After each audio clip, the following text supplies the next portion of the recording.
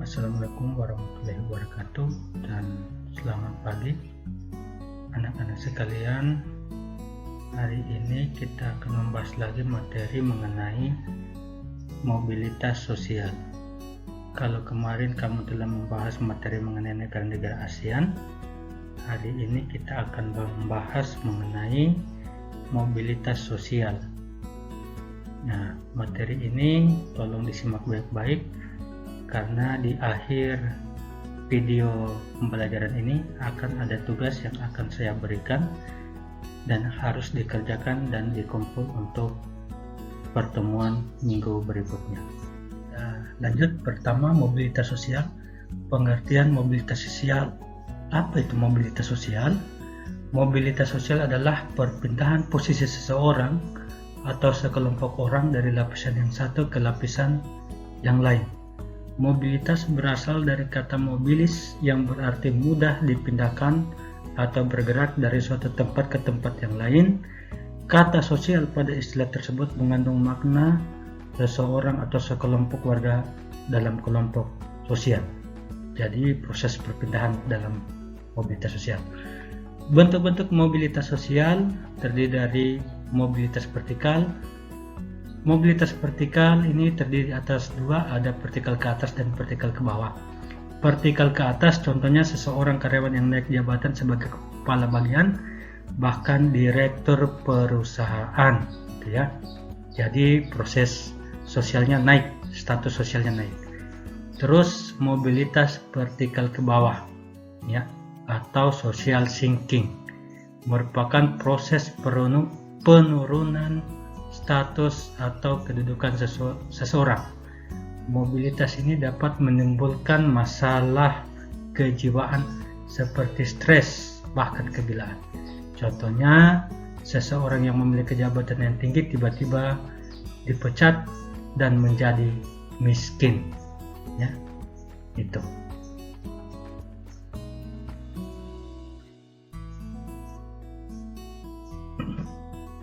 Mobilitas horizontal.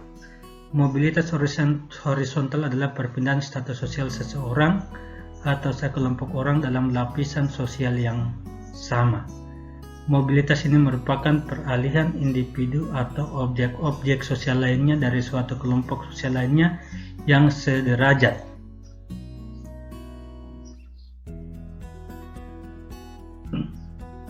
Apa itu horizontal? Adalah mobilitas yang sama kedudukannya namun beda tempatnya. Contohnya, Pak Bambang adalah seorang guru IPS di SMP Harapan, namun ia dipindah tugaskan ke SMP Melati, namun ia tetap sebagai guru IPS. Nah, ini jadi satu tempat pindah dari tempat yang satu ke tempat yang lain dengan posisi yang sama atau status yang sama. Faktor-faktor pendorong dan penghambat mobilitas sosial. Berikut ini merupakan faktor pendorong terjadinya mobilitas sosial. A. Faktor struktural. Nah, di sini silakan kamu baca. Ini adalah presiden-presiden yang ada di Indonesia. Ketujuh tokoh Indonesia ini tersebut mencapai status sosial yang tinggi melalui sistem demokrasi. Itu yang dikatakan dengan faktor struktural.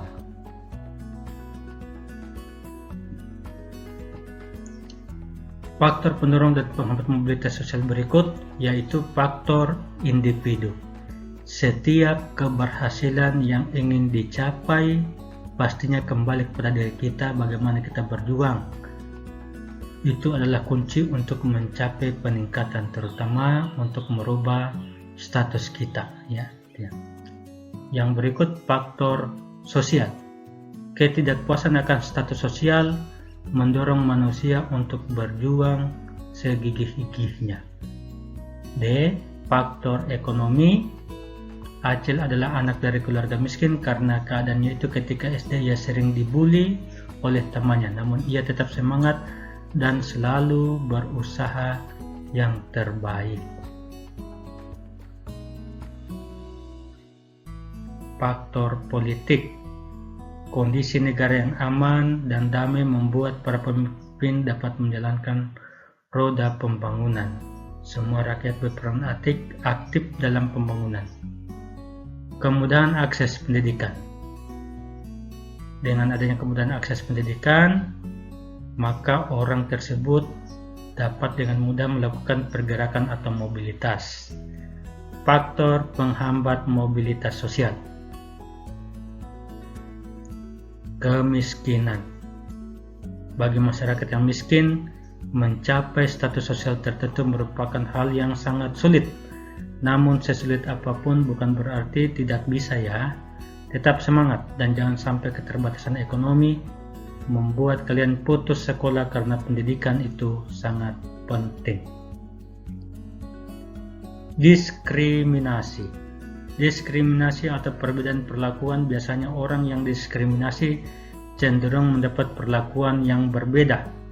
Diskriminasi biasanya terjadi akibat adanya perbedaan. Jadi adanya diskriminasi ini dapat menghambat mobilitas sosial. Ya, tugas kita untuk pertemuan hari ini ada dua. Yang pertama, tuliskan 5 contoh mobilitas sosial vertikal ke atas dan vertikal ke bawah. 2. Tuliskanlah 5 contoh mobilitas sosial horizontal. Itu ya. Jadi ada 2 tugasnya untuk hari ini, untuk pertemuan hari ini. Tolong dikerjakan dengan baik dan dikumpulkan untuk pertemuan selanjutnya di minggu depan.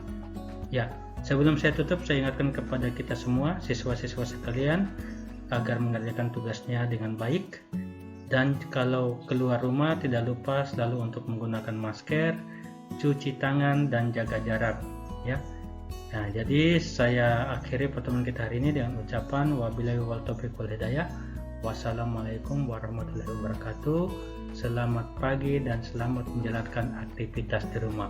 Sampai jumpa di pertemuan minggu depan.